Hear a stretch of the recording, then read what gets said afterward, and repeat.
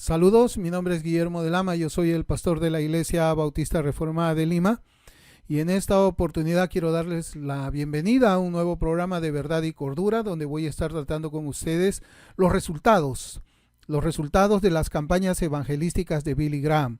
Seguramente que muchos de nosotros hemos podido ver videos de Billy Graham en línea, en canal de YouTube, algunos son en blanco y negro, y hemos podido notar cómo es que Billy Graham, luego de hacer una predicación o hacer la exposición del mensaje evangelístico, él llamaba hacia adelante para que las personas se acerquen al altar o a la plataforma donde es que él estaba predicando y hacer una oración, la famosa oración del pecador.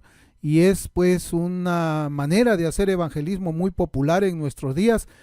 Casi en muchas denominaciones nosotros podemos ver que se utiliza este sistema de las 4 leyes espirituales, ¿no? Que termina siempre en una oración del pecador y que nosotros conocemos como el decisionismo. Yo quisiera llamar a este programa como Los creyentes de un día, el impacto efímero del decisionismo de Billy Graham.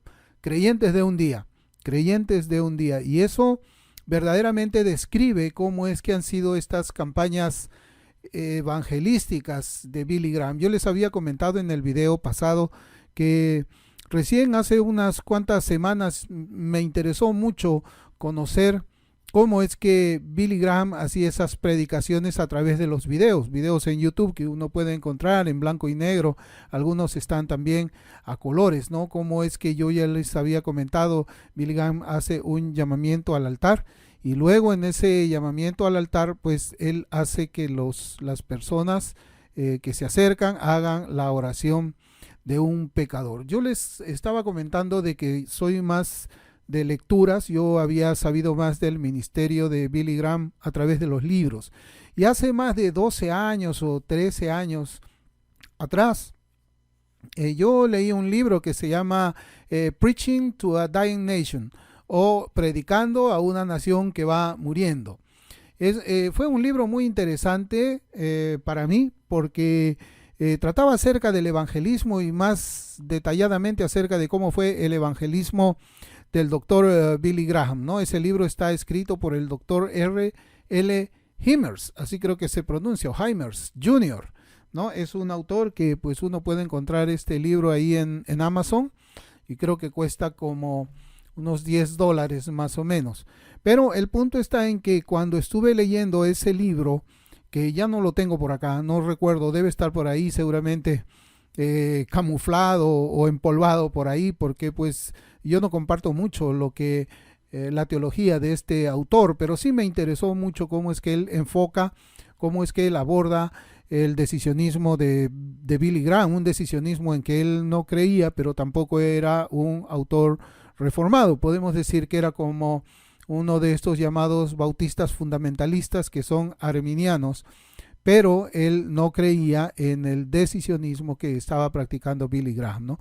En ese libro nosotros podemos encontrar una pregunta o un par de preguntas que son pues un punto de partida para que nosotros podamos comenzar a pensar acerca de los resultados y la efectividad de estas campañas evangelísticas. Primeramente, yo entiendo que Dios es soberano de la salvación y que no necesariamente pues vamos a comparar esto como si se tratase de un esfuerzo humano o el dinero invertido para hacer una campaña y los resultados, algo así como que estuviésemos hablando de un sistema de costo-beneficio, o sea, pensar financieramente en todo esto. Yo no creo eso. Yo pienso de que si se hace una campaña con una inversión de $1 millón y se salva un alma, de verdad se salva un alma, pues ese dinero pues no es suficiente, ¿no? Porque sabemos que el valor de un alma es altísimo. Pero el punto, más allá de todas estas, podemos llamar estos análisis que hacen desde una perspectiva material, yo quisiera ir más bien a enfocar este asunto desde una perspectiva espiritual y bíblica.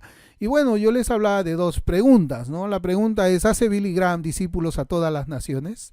Sabemos de que esto es conocido como la Gran Comisión, cuando el Señor nos dice a la iglesia, a cada uno de nosotros, id y haced discípulos a todas las naciones. Verdaderamente Billy Graham ha hecho discípulos a todas las naciones o de todas las naciones, o realmente nosotros estamos haciendo. Esa es una pregunta importante, ¿no?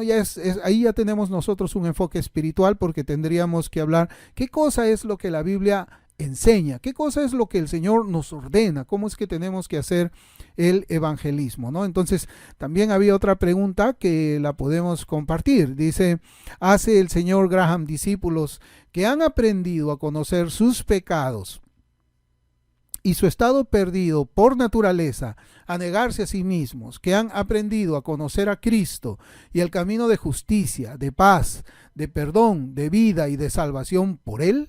Esta es una pregunta más larga, pero pues ya como que nosotros vamos viendo qué cosa es un discípulo del Señor. Porque es evidente, de acuerdo a lo que las Escrituras enseñan, y cualquier otro libro de teología que sea ortodoxa o que sea serio, entendemos de que toda persona que ha nacido de nuevo se convierte en un discípulo, es un discípulo del Señor. Es alguien que tiene vida espiritual, es alguien que camina en las sendas de la verdad, de la justicia, de la rectitud. Es alguien a quien el Señor lo va transformando de gloria en gloria a la imagen de Cristo. Es alguien en quien se puede observar la justificación imputada de Cristo y la santificación que el Espíritu Santo va obrando en él. Se puede observar ahí de que es una persona también que comienza a buscar la obediencia activa, así como Cristo tuvo una obediencia activa que Él nos imputa al momento de la justificación. El creyente también debe tener una obediencia activa. Consideremos pues de que el árbol que no tiene fruto, ¿qué es? O el fruto es quien decide qué clase de árbol es. El fruto malo es evidentemente que el árbol es malo, y el fruto bueno, pues el árbol es bueno. Eso es lo que enseña la Escritura. O sea, siempre tenemos que buscar nosotros el fruto, ¿no? Y eso es más o menos lo que podríamos llamar un acercamiento espiritual a los resultados de las campañas evangelísticas de Billy Graham. El señor Graham da una charla cuando podemos observar o haber leído sus sermones o mirar cómo es que él predica, ¿no? Lo que parece más es una charla superficial acerca de los problemas de la vida y las respuestas a esos problemas que puede encontrar en Jesucristo, ¿no? Y luego él los empuja para que se acerquen y hagan una decisión. Podemos llamar de que esa es la estrategia, ¿no? Ese es tocar el punto de dolor. Yo en cierta oportunidad también había visto a un miembro de la iglesia evangélica. No sé si lo hacía porque así le habían enseñado cómo sería, pero básicamente su predicación del evangelio era decir: tienes problemas financieros, ven a Cristo; tienes problemas familiares, ven a Cristo; tienes problemas de salud, ven a Cristo, ¿no? Esa era la invitación que él hacía mientras clamaba el nombre del Señor públicamente. Pero realmente eso es la predicación del evangelio. Realmente tenemos que ir a Cristo porque no tenemos un centavo en el bolsillo, porque nuestra salud está deteriorada o porque tenemos problemas en casa. ¿Es eso lo que predicó el Señor Jesucristo, sus apóstoles, la iglesia primitiva? Por supuesto que no. Por supuesto que no. Entonces, como yo les compartía a la iglesia el día domingo, yo he aprendido a preguntar también cuando una persona se acerca a mí. Y algunas veces yo he preguntado: dime qué evangelio es el que tú has escuchado.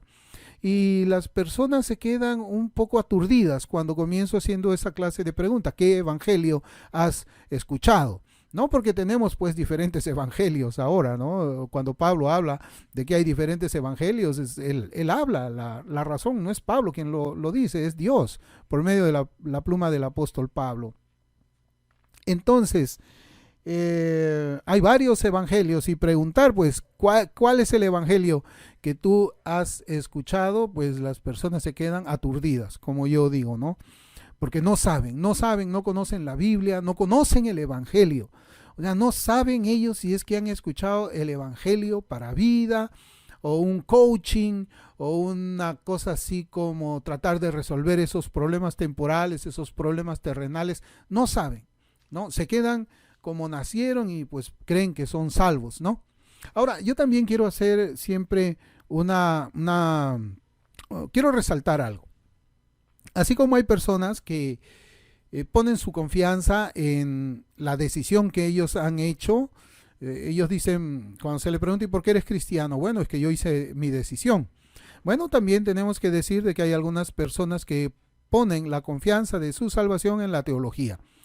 Así como el decisionista pone la confianza en su salvación, hay muchos que son reformados que ponen su confianza en que estudiaron la teología sistemática de Berkov, de Hodge, leen a los reformados, pero sus vidas dejan mucho que desear. El fruto de la vida de ellos es tan malo como el de una persona que no conoce a Cristo. Son personas que definitivamente pues están dentro de la iglesia. ¿Para qué? Para pervertir el evangelio de Cristo, para pervertir lo que significa la vida verdadera de un creyente, de una persona que ha nacido de nuevo, ¿no? A nadie, bueno, generalmente a los reformados de ahora, ¿no? Les gusta que pues uno le dé con palo a los arminianos, pero cuando uno también comienza a expresar esas debilidades, esos fracasos en el ala reformada, pues muchos son los que se enojan, ¿no? Pero yo creo de que así como existen muchas cosas malas en el arminianismo, herejías dentro del arminianismo, también las hay dentro de los jóvenes reformados inquietos, ¿no? Como se llamaba ese libro de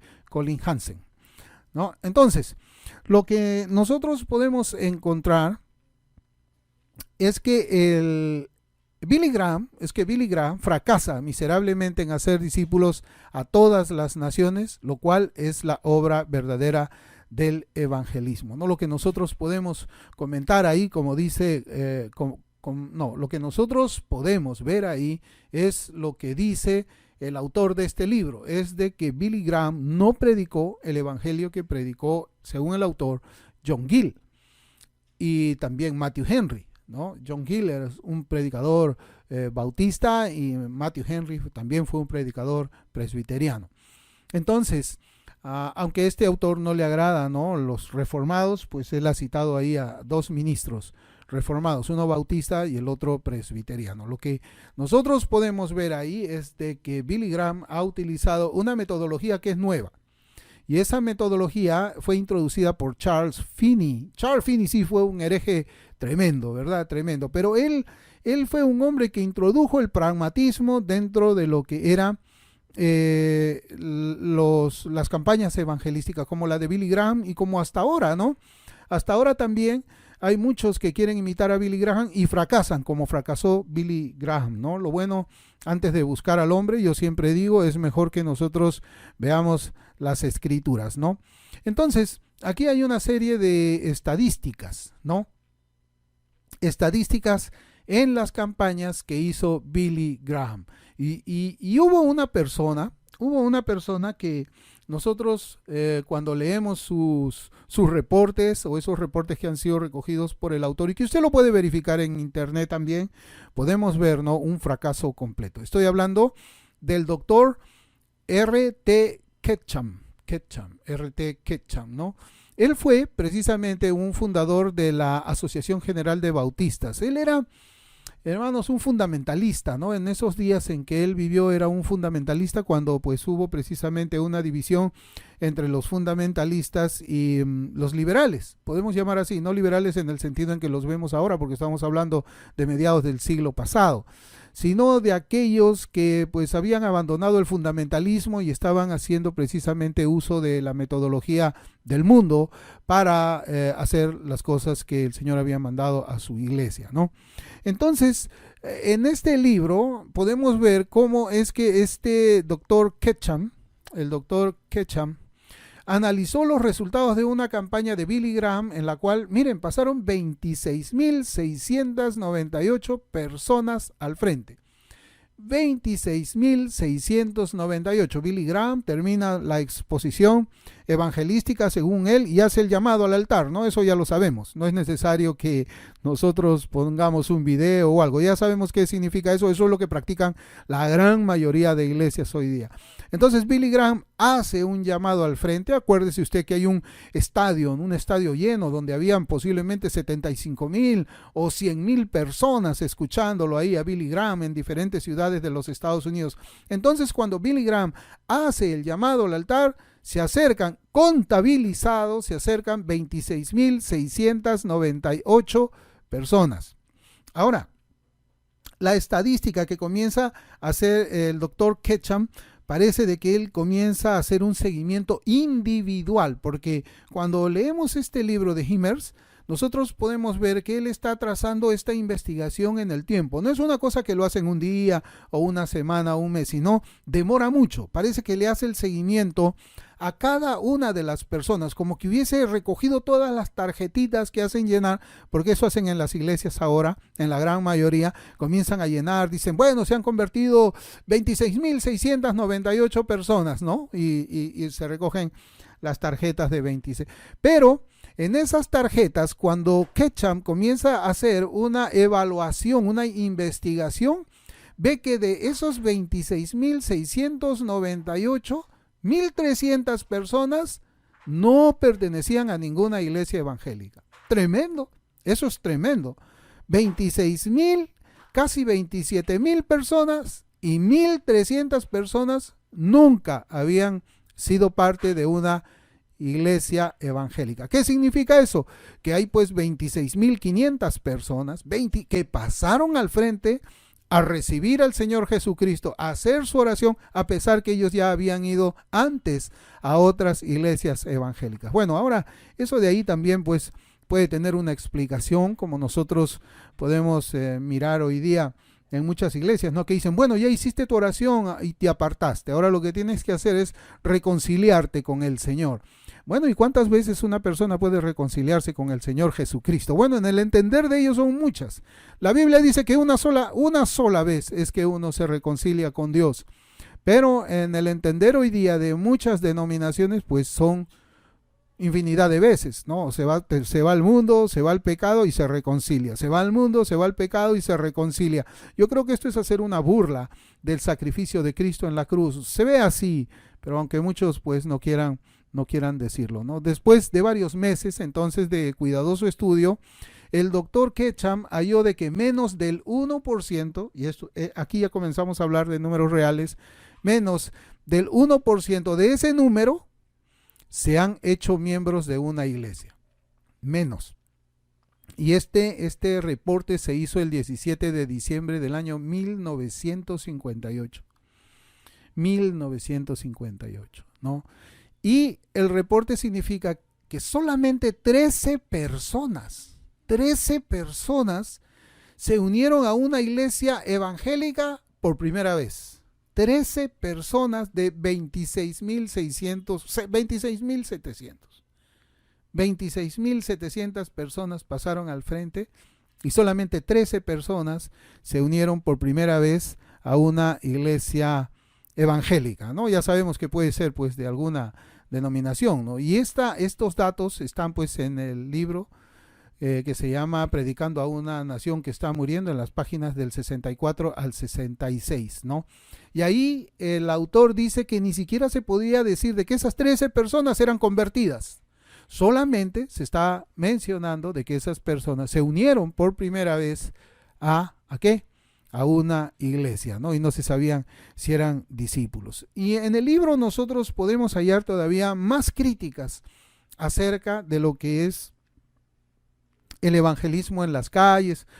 Sí, precisamente el evangelismo en las calles. Yo en el anterior programa también había conversado acerca de qué cosa es lo que yo creo del evangelismo en la calle. Antes, un evangelismo en la calle era diferente a lo que es un evangelismo callejero hoy día, ¿no? Yo les he compartido de que he predicado también en las calles, he predicado en los autobuses y he podido ver esa diferencia, ¿no? En los más de 15 años que estoy en el ministerio aquí en Lima, Perú, he visto la diferencia, cuán grande es entre una predicación de hace 10 años a una predicación de hoy día, ¿no? Antes les dije, las personas siquiera se detenían un momento para escuchar lo que pues el predicador estaba hablando, unos minutos, a veces se quedaban acompañando todo el mensaje que duraba pues 20 minutos, 25 minutos, pero hoy día nadie se detiene a escuchar a ningún predicador. La gente camina como que estuviese hablando una persona loca y así, nadie, ¿no? Y precisamente el autor del libro habla acerca de repartir tratados. Por ejemplo, ¿no? Preparamos nuestros tratados, yo lo he hecho. Yo debo confesar que lo he hecho, ¿no? A pesar que yo de alguna manera había leído este libro, yo confieso que lo he hecho, ¿no? Pero quizás lo que yo he procurado hacer o escribir en un tratado no ha sido pues las 4 leyes espirituales, de alguna manera en los tratados que nosotros hemos hecho, hemos tratado de poner el evangelio, ¿no? Primeramente, hablarle a las personas de sus pecados, lo pecaminoso que es el pecado, la condenación por el pecado y la salvación en Jesucristo, ¿no? O sea, nada de que como nosotros vemos, pues, ¿no? Que ahora se habla, te sientes pecador, mira, ¿no? Las 4 leyes espirituales. Entonces, este autor hace una crítica a ellos y dice, pues, que pues ningún apóstol repartió tratados evangelísticos porque ni siquiera había imprenta en esos días. Solamente era la predicación al aire libre a un pueblo, ¿no? A un pueblo que estaba sin Dios por el mundo, que conocía la Biblia, conocía las escrituras del Antiguo Testamento, pero terminó crucificando al Mesías, ¿no?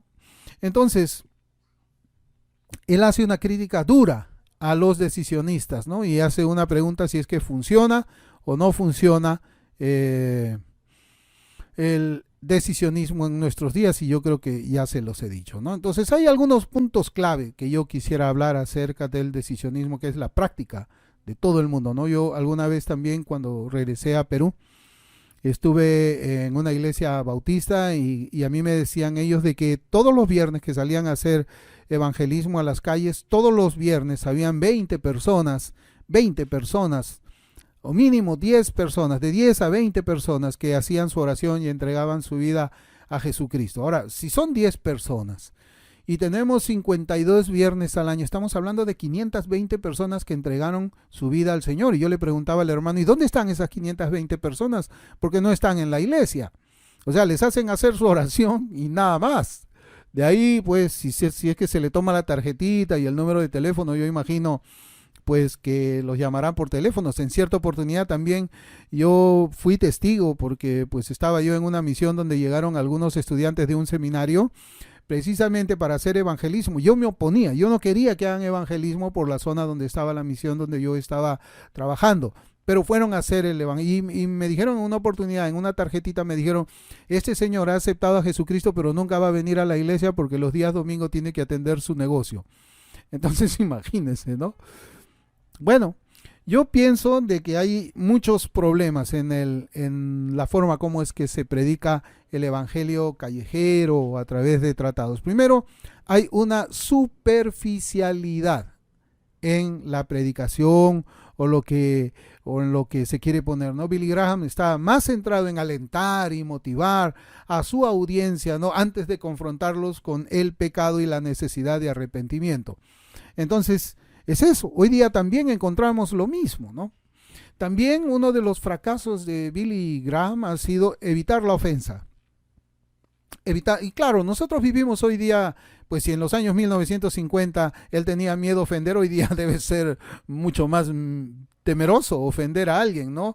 Ahora que vivimos con esta cultura de ser políticamente correctos, imagino que habrán muchas iglesias que no hablarán del pecado muy superficialmente. ¿Para qué? Para no ofender a las personas, ¿no? Entonces, yo creo de que estamos viviendo en los tiempos donde se escogen las palabras. ¿Qué palabra puedo decir? ¿Qué palabra no puedo decir? Porque de repente yo digo esta palabra y se ofende y se va y no quiere aceptar al Señor Jesucristo, ¿no? Yo pienso de que eso también es la consecuencia de un fracaso. Y no solamente entre los decisionistas. Yo veo de que esta actitud de no querer ofender a nadie es algo que pues se ha hecho costumbre también dentro del ambiente evangelical, ¿no? Imagínense, ¿no? Si es que tuviésemos a Juan el Bautista en alguna iglesia y esté llamando a los cristianos carnales generación de víboras, yo imagino que el pastor de la iglesia lo echaría inmediatamente a Juan el Bautista para que no le ahuyente a los cabritos, ¿no? Hoy día se cree que la conversión tienes que, no sé cómo se cree de la conversión, pero definitivamente no se cree como antes, ¿no? Entonces, el decisionismo nunca ha sido bíblico, nunca. Nosotros no encontramos en las escrituras el decisionismo. Ahora es cierto, nosotros comenzamos haciendo decisionismo porque eso es lo que hace toda la iglesia evangélica. Toda la iglesia evangélica hace eso. Inclusive cuando el Señor a mí me salvó y salíamos nosotros a acompañar a los hermanos que predicaban el evangelio, pues te enseñaban lo que era el decisionismo y eso acaba cuando lees las escrituras. cuando lees las Escrituras y te das cuenta de que ni el Señor Jesucristo, ni sus apóstoles, ni los profetas del Antiguo Testamento hacían llamados al altar, oraciones de pecador y todas esas novedades que nosotros encontramos y que pues han servido simplemente para que veamos pues que hay un fracaso completo. Lo único que ha conseguido el decisionismo en una mayor escala es que los cabritos entren al rebaño de las ovejas. Eso es lo que ha conseguido, ¿no? Ahora, lo que ha conseguido también ese intelectualismo frío, ¿no? De aprender la ortodoxia sin la conversión del Espíritu Santo, también ha permitido de que se inserten cabritos dentro de las ovejas. O sea, tanto el decisionismo, ¿no? Como la fe en el conocimiento académico han traído falsos creyentes, ¿no? Y a veces los pastores no quieren ofender a nadie y bueno, las cosas se ponen así, ¿no? Entonces, vemos pues de que cuando observamos también cómo es que era la metodología de Billy Graham, podemos ver de que él no tenía un enfoque en el discipulado. O sea, él no quería hacer discípulos de todas las naciones, ¿no? ¿Por qué? Porque a él lo que le interesaba era sacarle la decisión al pecador que se acercaba allí. Miren ustedes, ¿no? Yo pienso de que muchos que han hecho el decisionismo o han puesto su decisión o su conversión, quiero decir, o su nuevo nacimiento, pues, ¿no? En la doctrina, ¿no? Porque, yo sé doctrina, yo soy creyente. Bueno, para aprender doctrina no se necesita tener un coeficiente intelectual muy elevado, se necesita solamente leer, y si tienes pues 2 dedos de frente vas a aprender teología bastante rápido, pero eso no te convierte en cristiano, ¿no?